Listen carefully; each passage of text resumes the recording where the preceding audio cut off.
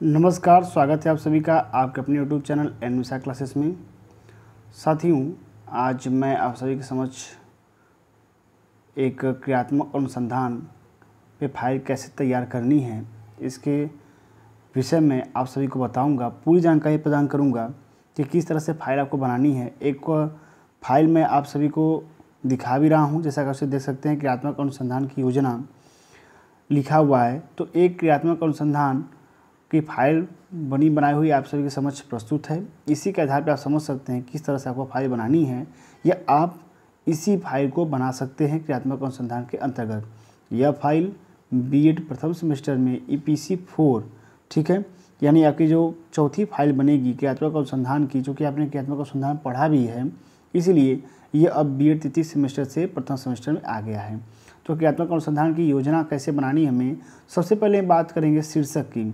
ये शीर्षक आपको आपके विद्यालय से प्राप्त होगा, यानी इसको बोलते हैं टॉपिक, कि किस पे आपको योजना बनानी है। अगर नहीं मिल रहा है विद्यालय से तो आप इसी को बना सकते हैं, ठीक है। देख लीजिए किस तरह से बनाया हुआ है, एक एक चीज़ समझाते चलूँगा।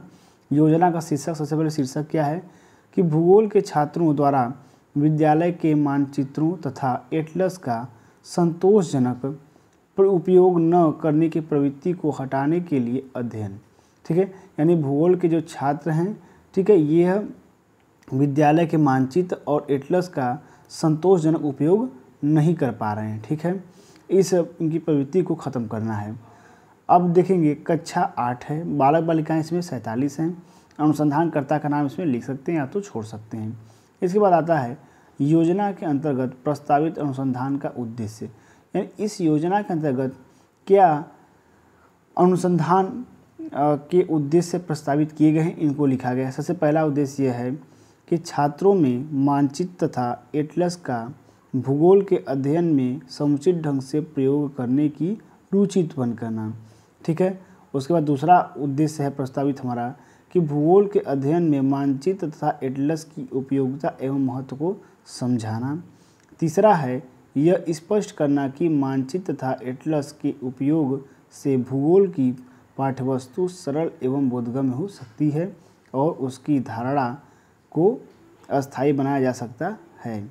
इसके बाद हमारा चौथा है उद्देश्य भूगोल की पाठ्यवस्तु में छात्रों की निष्पत्ति के स्तर को उठाना। ये हमारे 4 प्रस्तावित अनुसंधान के उद्देश्य हो गए, ठीक है। अब हम बात करेंगे कि ये जो हम अनुसंधान करने जा रहे हैं क्रियात्मक अनुसंधान, इसका विद्यालय के लिए क्या महत्व है।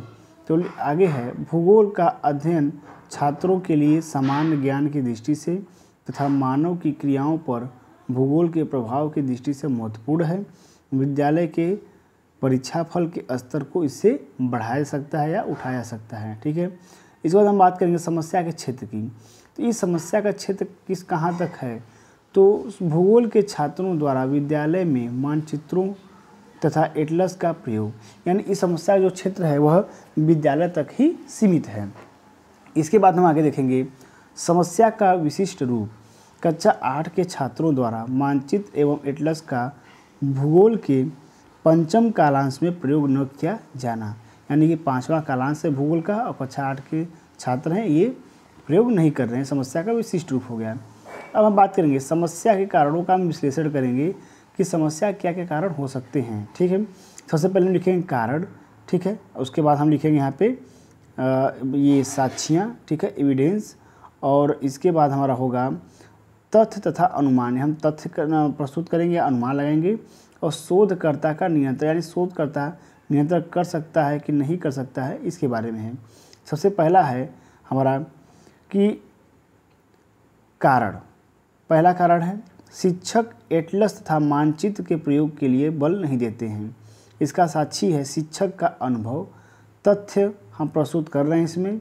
और शोधकर्ता का नियंत्रण में लिखेंगे कि शिक्षक के नियंत्रण, ठीक है, के अंतर्गत है, यानी कि इसमें शिक्षक नियंत्रण कर सकता है। शिक्षक एटलस तथा मानचित्र के प्रयोग के लिए बल दे सकता है।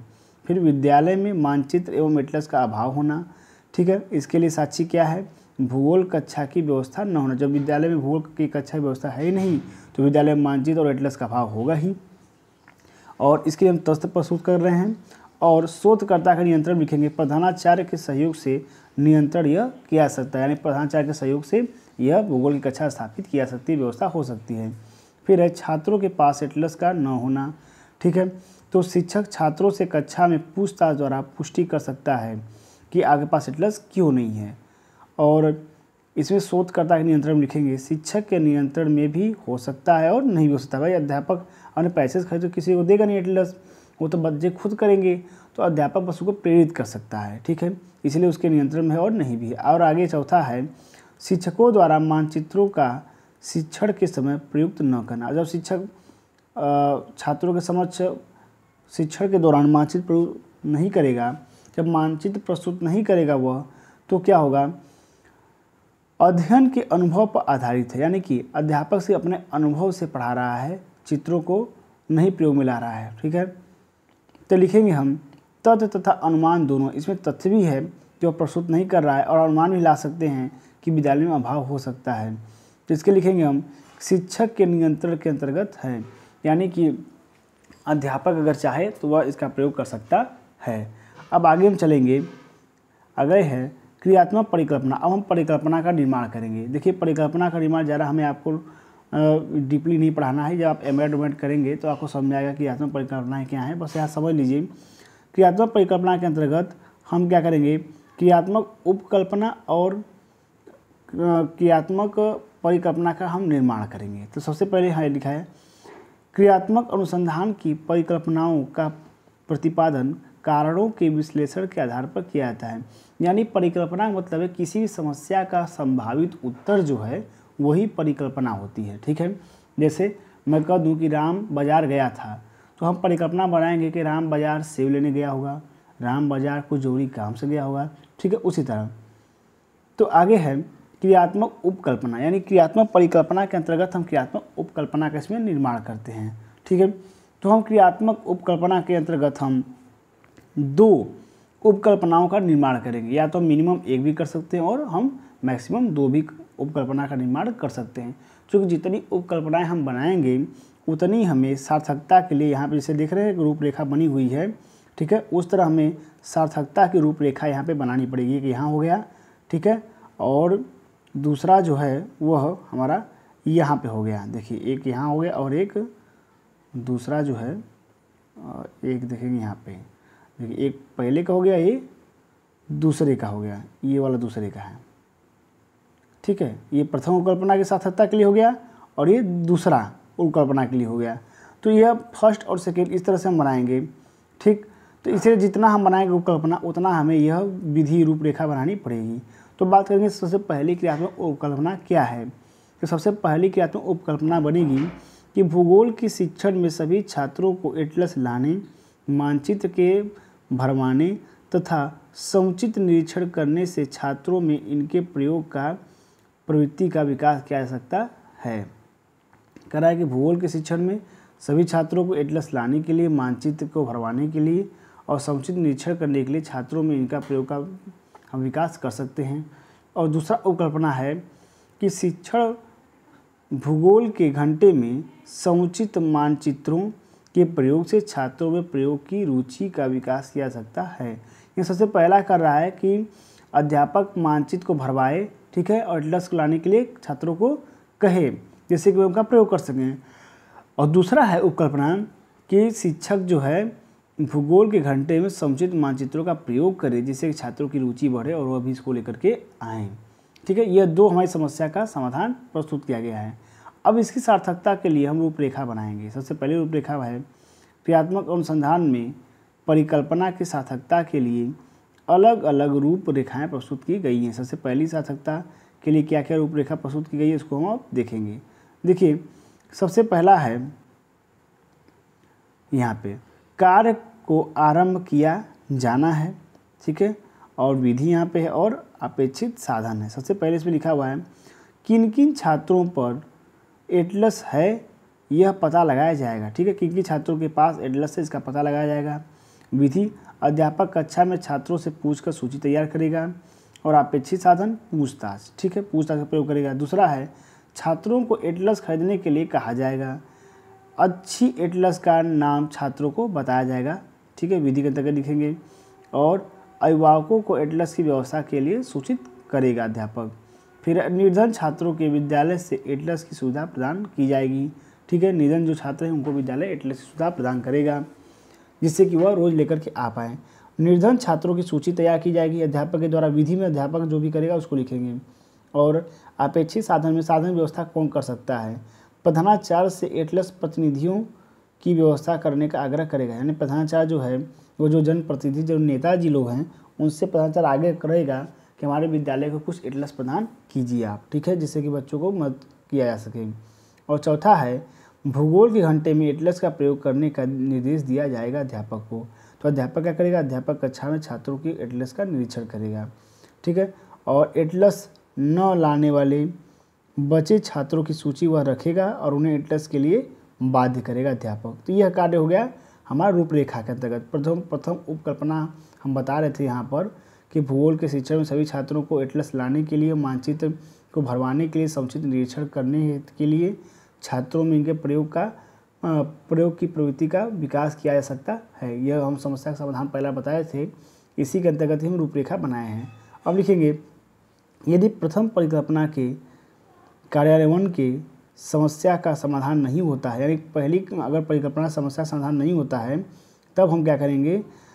तब शिक्षक द्वितीय क्रियात्मक उपकल्पना की सार्थकता के लिए रूपरेखा बनाएगा। और दूसरी उपकल्पना कैसे बनेगी? बस वही चीज़ है जो कार्य को आरंभ किया जाना है, विधि और अपेक्षित साधन। अब दूसरी क्या व्यवस्था बताया था? दूसरा व्यवस्था हम देख लेंगे यहाँ पे। दूसरा क्रियात्मक उपकल्पना बताया था शिक्षक भूगोल के घंटे में समुचित मानचित्रों का प्रयोग करने, यानी मानचित्र का प्रयोग करने संबंधित था। इसमें देखिए लिखा गया होगा कि भूगोल शिक्षक विद्यालय में उपलब्ध मानचित्रों के बारे में जानकारी देगा। ठीक है, भूगोल कक्ष के लिए एक सूची बनाएगा। ठीक है, कि क्या क्या उसमें साधन चाहिए। और भूगोल कक्षा, ठीक है, आगे क्या लिखा हुआ है? भूगोल कक्षा अधिकारों या मानचित्रों के अधिकारी से संपर्क स्थापित करेगा। यानी भूगोल कक्ष के में क्या क्या सामग्री होनी चाहिए, ठीक है, इसके लिए वह जो भी भूगोलवेत्ता हैं या भूगोल के आपके एचओडी कर सकते हैं या भूगोल के जो जानकार व्यक्ति हैं उनसे वह संपर्क करेगा साधन जुटाने के लिए। फिर आवश्यक मानचित्रों की व्यवस्था अध्यापक करेगा और इसमें वह कक्षा 8 के पाठ्यक्रम संबंधित मानचित्रों की सूची वह तैयार करेगा विधि के अंतर्गत। और अपेक्षित साधन में लिखेंगे कि प्रधानाचार्य की सहायता अथवा प्रसार सेवा विभाग से आवश्यक मानचित्रों की व्यवस्था का आग्रह करेगा कि यह हमें मानचित्र चाहिए पढ़ाने के लिए। और इसमें भी आगे पाठ्यवस्तु से संबंधित मानचित्रों का प्रयोग करेगा ताकि बच्चे मन लगाकर अध्ययन कर सकें। ठीक, यानी शिक्षण में मानचित्रों का वह प्रयोग करेगा। और इसमें लिखेंगे हम विधि में पाठ योजना की सामग्री को ध्यान में रखेगा। वो लेसन प्लान में चूँकि जानते हैं कि लेसन प्लान के हिसाब से पढ़ाते हैं, तो लेसन प्लान के हिसाब से हम जो भी पाठ योजना में लिखे हुए कि यह हम TLM का यूज करेंगे, टीचिंग लर्निंग मटेरियल का। ठीक है, तो उसको वह ध्यान में रखते हुए टीचिंग करेगा। और इसमें लिखेंगे कि भूगोल कक्ष अधिकारी से क्या करेगा? उधार लेगा, यानी कि भूगोल कक्षा कक्ष के अधिकारी से वह सलाह लेगा। यहाँ पे उधार भी ले सकते हैं और सलाह भी ले सकते हैं। ठीक है, उधार लेने का मतलब ये है कि वो सब दिशा निर्देश प्राप्त करेगा, कहने मतलब ये है। ठीक है, आगे है शिक्षण में मानचित्रों का प्रयोग करेगा, मानचित्र की सहायता से पाठ को विकसित करेगा, यह विधि के अंतर्गत है। और शिक्षक स्वयं व्यवस्था करेगा, क्योंकि जब अध्यापक ही मानचित्र की सहायता से पाठ को विकसित करेगा तो यह काम उसे स्वयं करना पड़ेगा, स्वयं व्यवस्थित करना पड़ेगा। और सबसे लास्ट में है रूपरेखा के अंतर्गत यह हम समझ रहे हैं कार्य को आरंभ कैसे करना है।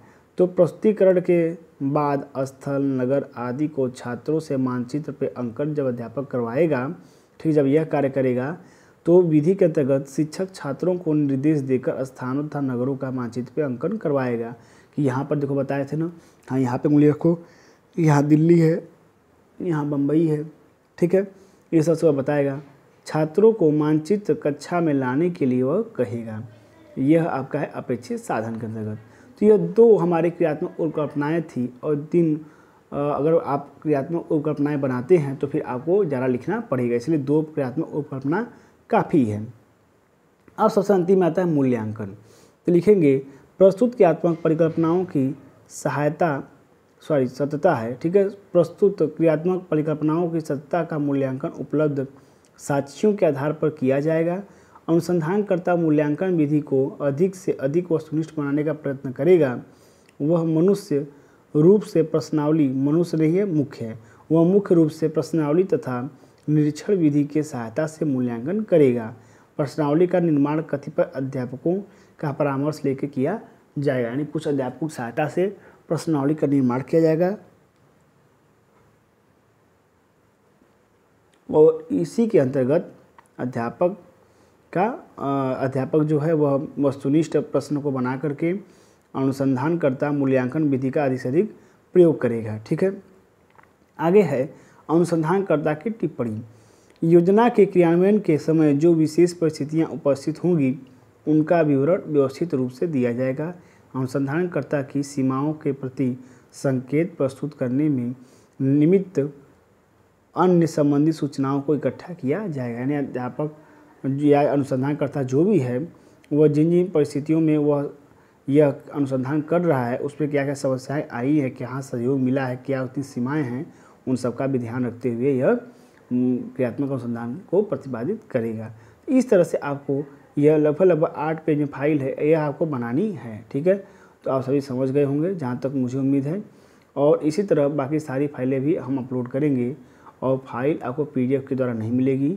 यह फाइल आप स्क्रीनशॉट लेकर के या खुद से नोट डाउन करते हुए आप बनाएंगे। ठीक है, तो आप सभी अच्छे से फाइल बनाइए और परीक्षा आपके लगभग मुझे लगता है कुछ महाविद्यालयों में परीक्षाएं जो हैं वह आपके मई में हो जाएंगी और कुछ महाविद्यालयों में जो प्रैक्टिकल की परीक्षा है वह जुलाई में होगी। कारण ये है कि 20 मई को विद्यालय बंद हो जाएंगे। ठीक है, जो भी टीचिंग वाले हैं खासकर उनके लिए दिक्कत है जो कि BEd तृतीय सेमेस्टर में है, और इसी के साथ साथ BEd प्रथम सेमेस्टर जिनका कभी कॉलेज चलेगा पूरे मई तक, तो उनको भी समस्या ये है कि एक एग्जामिनर की थोड़ा संख्या कम है और विद्यालय बहुत ज़्यादा हैं, तो हो सकता है कि आपके विद्यालय में जो प्रैक्टिकल है वह आपका जुलाई में हो। ठीक है, और बाकी किसी जानकारी के लिए हमारे चैनल के साथ बने रहें। धन्यवाद।